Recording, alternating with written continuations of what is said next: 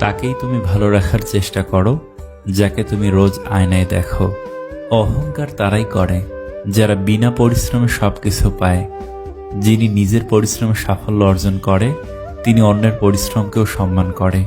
আপনাকে উপরে ওঠাতে কেউ আপনার জন্য বসে নেই, কিন্তু নিচে নামাতে অনেকেই তৈরি হয়ে আছে।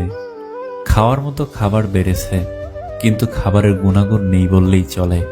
উপকারের চেয়েও অপকারী বেশি খাবারে। যে জিনিসগুলো টাকা থাকলেই কেনা যায় না। আদব কায়দা, বিবেক, সম্মান, চরিত্র, কাণ্ডজ্ঞান, ধৈর্য, বিশ্বাস, জাত, সততা, ভালোবাসা। ব্যস্ততার মাঝে মানুষ যেটি হারিয়ে ফেলে সেটি সময়, ক্লান্ত হলে যেটি হারিয়ে ফেলে সেটি শক্তি, আর স্বার্থের মধ্যে যেটি হারিয়ে ফেলে সেটি মনুষ্যত্ব।